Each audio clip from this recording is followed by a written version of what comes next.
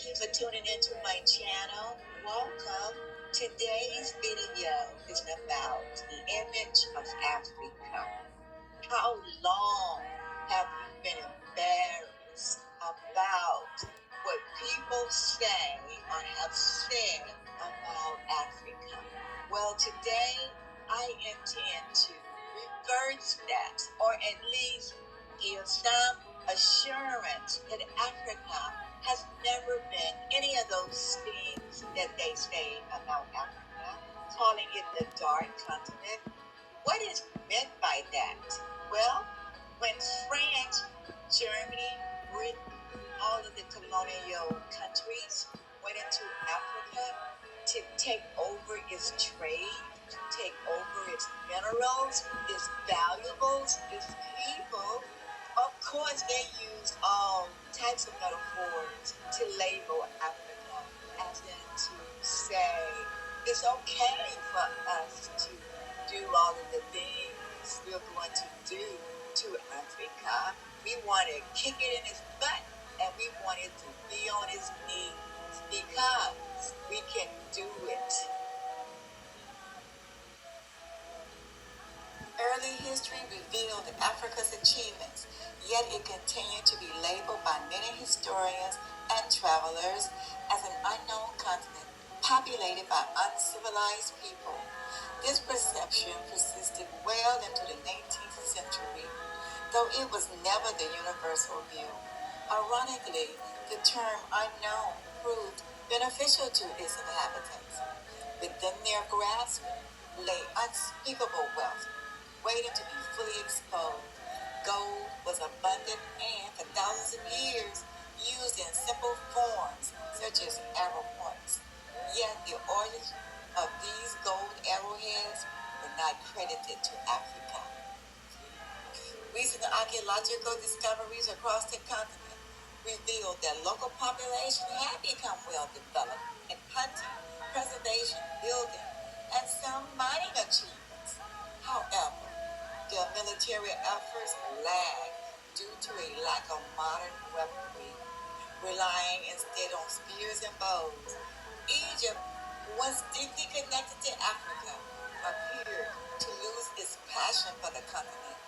It became host to many foreigners who neither knew nor respected the land in which Egypt had historically participated. Unlike Africans, their European similar counterparts developed militarily at a faster rate, often due to constant battles against aggressors seeking wealth from each other. In 1488, Bartolomeu Diaz, who was Portuguese, a navigator and explorer, was the first known European to land on the southern tip of Africa near the Cape of Good Hope. His voyage marked the beginning of sustained European maritime contact with South Africa. Diaz erected a stone cross symbolizing Christian and imperial presence. Kyle Oki, where he actually placed the cross. Johann Friedrich Blumenbach, 1752 to 1840. This man single-handedly contributed to the image of not only Africans, but African Americans alike. He classified 5 skulls into racial types: Ethiopian, Ghana, African, Georgian, Caucasoid, white, American, Malay, Tunisian, Caribbean, St. Vincent, Intermediate, and Mongolian, Siberia. These were skulls from recently deceased individuals, not ancient ancestors, and the classifications were based on physical differences. Blumenbach favored the Georgian skull, calling it Caucasoid white and the most beautiful, believing the Caucasus region produced the most attractive people. Professor Nair Urban Painter skull belonged to a young Georgian female with intact teeth and no signs of childbearing. Unlike the older childbearing women represented by the other skulls, prominent men echoed Blumenbach's praise by spreading the idea that Georgian beauty should be shared, fueling the kosher and Caesarean slave trade. Women were sold to beautify Turks, Arabs, and Persians, and eventually boys and men were included. This trade, managed by Greeks, began in the 6th century and lasted into the 19th, later eclipsed by the pan-Atlantic slave trade. Professor Painter also referenced a 2013 New York Times article about ancient Georgian skulls found in the Caucasus. One was labeled white, simply because it was beautiful, a nod to Blumenbach's legacy. But modern scientists concluded these were ancient individuals, not racial types. In summary, when ideas are shaped by well-known notables or the powerful, they often become etched in collective memory, not as truth, but as tools. What begins as perception evolves into practice, spun into systems of commerce and control. False storylines become currency. From that point forward, everything fits into a narrative designed not to reflect reality, but to serve those who profit from its distortion. In other words, the image of a people is shaped not by truth, but by who profits from the story. In 1850, David Livingstone, a Scottish missionary and explorer, the first European to traverse Central Africa, reaching places like Lake Nagami and Victoria Falls. His journeys were framed as spiritual and scientific missions, but they also laid groundwork for colonial mapping and extraction. These men, figures like David Livingstone, weren't merely travelers, they were emissaries of empire, meaning they carried imperial ideology into ancestral lands, arriving with maps, journals, and missionary zeal, yet with no ancestral ties to the people they encountered, often under the disguise of faith, commerce, or discovery. And here is what matters. David Livingstone, despite his reputation as a missionary and explorer, operated within a framework that saw Africa as a land to be opened, mapped, and redeemed, but not necessarily respected in its own terms. His famous call to bring commerce and Christianity to Africa was framed as benevolent, yet it carried the implicit assumption that Africa needed transformation, not partnership. And yet Europe was still left in the Dark Ages. They weren't totally Christians. So you would think, why not negotiate? Negotiation requires recognition of sovereignty, and imperial powers rarely granted that to African polities, meaning organized societies or governing bodies, whether tribal or dynastic. Livingstone and others believed they were bringing civilization to a dark continent. This wasn't just ignorance, it was a strategic erasure of African systems, technologies, and spiritual frameworks. The goal wasn't mutual benefit. It was access and control. Negotiating mineral rights would imply that Africans had legitimate ownership. Instead, explorers paved the way for treaties that favored European interests, often under duress or deception. Livingstone's religious mission was intertwined with imperial expansion. He saw slavery as a mortal evil. But his solution was to replace it with European trade and Christian values, not African-led reform. Even then, within Europe and the U.S., Christianity was never monolithic or universally embraced. It fractured into sects, sparked wars, and was resisted and reinterpreted across centuries. So the notion that Africa could be converted wholesale, as if its spiritual systems were blank slates, was not just arrogant, it was historically incoherent. African cosmologies weren't primitive, they were profound, ancestral, and deeply tied to the land, lineage, and ritual. You can't replace that with imported dogma without severing identity. Africans didn't passively absorb Christianity. They reshaped it, resisted it, or fused it with indigenous beliefs, creating syncretic systems that defiled missionary control. For them, Christianity was often a tool, not just of faith, but of governance.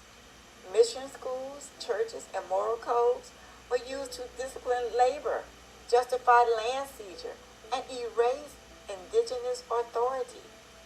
African society often viewed land not as commodity, but as ancestral inheritance. To drill a mine without reverence was a violation, not just of property, but of spirit. Instead of appreciating the complexity of African civilizations, many explorers reduced them to obstacles or souls to be saved. Eventually, Livingstone's journals and maps became tools of empire. They shaped how Africa was seen in Europe, not as a continent of sovereign nations, but as a frontier to be claimed. If Christianity couldn't unify Europe or the U.S., how could it possibly overwrite the ancestral legacies of the Nile Valley, the Seychelles, or the Great Lakes? You can't shove Christianity down someone's throat, or else Europe would have been completely Christian, as well as the U.S. successfully accomplishing. The idea that Christianity or any belief system could be universally imposed ignores the very nature of spiritual autonomy and cultural rootedness. The Bible says, "Choose for yourself this day whom you will serve." Joshua 24:15.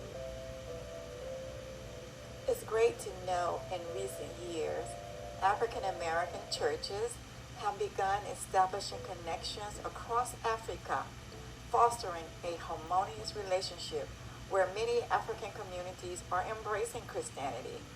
This spiritual exchange reflects a modern bridge, one that honors faith, cultural dialogue, and shared heritage. William C. Ripley's Races of Europe, 1899, The Bible of Race Thinking in the Early 20th Century, the Bible for the federal government in the era of closing down immigration from Southern and Eastern Europe during the early 1900s. Ripley's book classified Europeans into 3 racial groups based on skull measurements and geography. Ripley's racial framework helped justify exclusionary laws and shaped public perception of who was considered desirable or white enough. This was a nod to Blumenbach. In other words, the wealth of America gained from the sale of indigenous lands were seized and sold, fueling expansion, and then came enrichments due to slavery, forced labor, where generations of African descended people were commodified.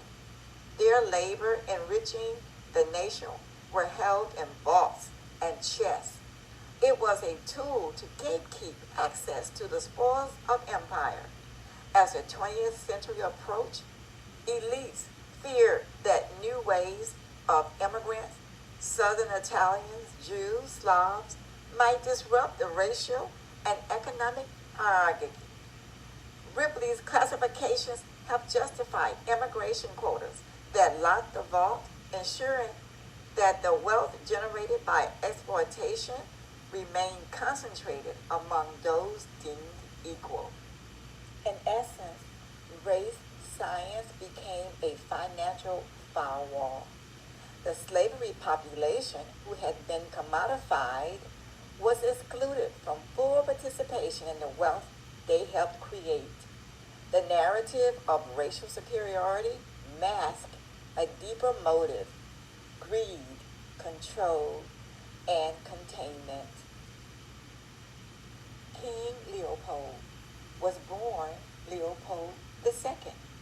He was born in Brussels, Belgium in 1835 and reigned as King of the Belgians from 1865 to 1909 of a German dynasty. His colonial role polarized him for founding and privately owning the Congo Free State, where his regime committed widespread atrocities. And more than any man is responsible for the image of Africa, which Joseph Conrad set firmly in the public consciousness with his novel Heart of Darkness, 1902.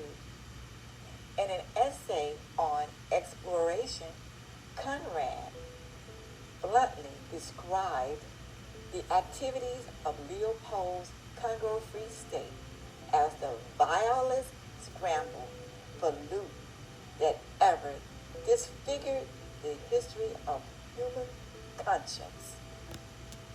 And an image of body lined the streets, the horrors depicted in The Forgotten Terror of Eastern Congo and El Emperor du Silence are not isolated. They are the long, brutal echo of Belgium's original interference under King Leopold II. Millions died from forced labor, starvation, and mutilation. Rubber and ivory were extracted at horrific human cost. He would sever body parts from family members to make the enslaved person produce more even at the point of his death. Propaganda masked the atrocities. Their banks were loaded. Even after Congo gained independence in 1860, Belgium's influence lingered politically, economically, and psychologically. The assassination of Patrice Lumumba, Congo's first elected prime minister, was backed by Belgium and Western interests. The mineral-rich eastern region became a battleground for militias, foreign powers, and corporations, continuing the plunder Leopold began. False storylines became currency. Leopold's narrative of quote unquote civilizing the Congo laid the foundation for decades of exploitation masked as development. The colonial powers decided it would be best to develop and strive towards a common determination to safeguard racial prestige, quote, by fostering unity among the colonial powers. And that has a footnote. Today's terror, massacres, displacement, and mineral wars is the compounding interest of that original theft. The image of Africa as primitive and inferior was not born from African realities. It was constructed by powerful men to serve political, economic, and ideological agendas.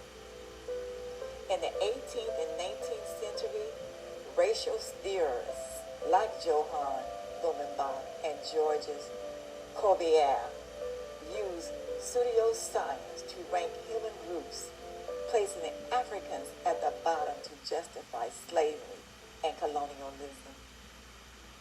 Colonial powers erased African civilizations from maps and museums, severing Egypt from Africa and denying the achievements of Nubia, Kush, and Great Zimbabwe.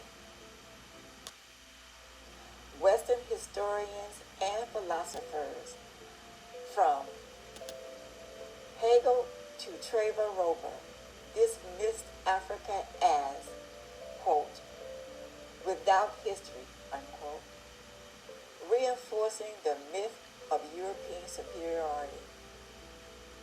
Economic system profited from this image. Slavery, resource extraction, and labor exploitation were all justified by the narrative of African backwardsness. Modern media and education perpetuated the image, teaching generations to associate Africa with chaos, poverty, and tribalism, while ignoring its contributions to agricultural, architecture, mathematics, and spirituality. This image was profitable materially and psychologically, and when the consequences of exploitation surfaced, Africa was blamed. The abuse was reframed as failure. The victim was made responsible for the wound. These examples reveal the root of a deeper problem, why so many scholars, even today, struggle to validate the accomplishments of Africans. The legacy of colonial exploitation didn't just strip resources, it distorted perception. Africa was cast as a continent of darkness, not brilliance, and that distortion still echoes in academic halls. That's a quote.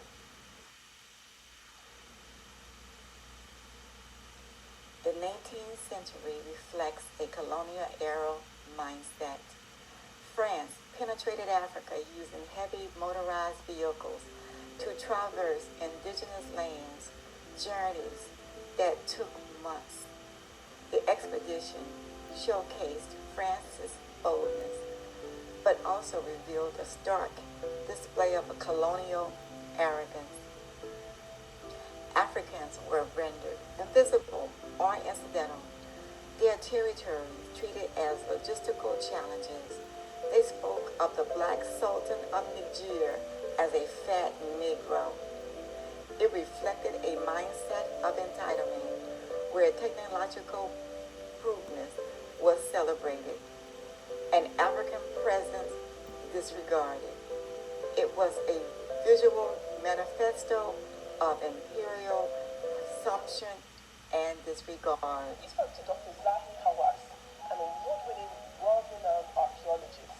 His life's work has been dedicated to the discovery and research of ancient Egyptian antiquities. Not surprisingly, his office is full of books on the topic, some of which depict dark-skinned ancient Egyptians. But he says there's an explanation. No, they were dark-skinned, but they were not black, but they were thicker. Because look at this, the next search. The next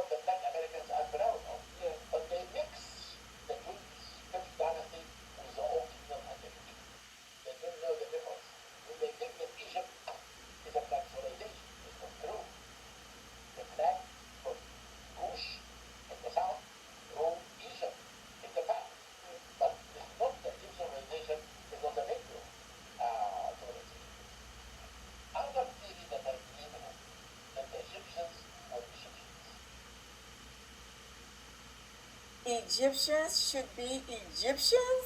It began at the Egyptian Museum of Antiquities, otherwise known as the Museum of Cairo. It's home to many gracious artifacts telling many stories of ancient Egypt history, and we're hoping to find some answers. Inside the museum, we take a closer look at the place housing more than 100,000 pieces of history.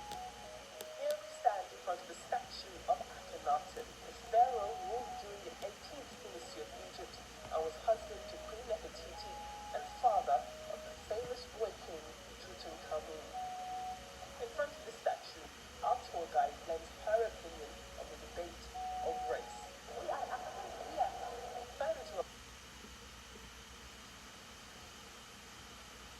Dr. Hawass, if Egyptians were the Egyptians, then their DNA wouldn't trace to Ethiopia, Nubia, and the Horn, but it does. If the Egyptians were the Egyptians, then they would not carry the EP2, EM35, nor EM78 haplogroups, but they do. So Dr. Hawass, it's not that you were wrong, you just stopped the sentence too early. The Egyptians were the Egyptians. From Ethiopia, from Nubia, from the Horn, from the river that never forgets, not from an island. Across Africa, many tribes and villages remain preserved of city or state structures and policies. Their people choose a lifestyle modeled after ancestral traditions. Village rulers, in reference for the older ways, uphold this hand-to-mouth existence. Sometimes a lack exists, and also a legacy.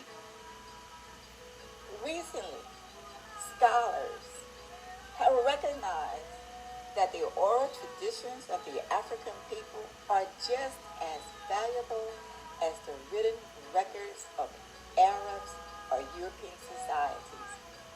For example, during the 60s, the Senegalese scholar Djibril Niasse recorded the words of Jajali Kuyate. I could be pronouncing these wrong, I apologize for that. But he was a griot living in the village of Koro in the nation of Guinea. And this is what he said, talking about Africans. He said, "We are the vessels of speech. We are the repositories that harbor secrets many centuries old. Without us, the names of kings would vanish into oblivion. We are the memory of mankind. By the spoken word, we bring to life the deeds and exploits of kings for younger generations." The African presence in the ancient world, it involves many war stories, their victories, their struggles, defeats, but they also had history-making achievements.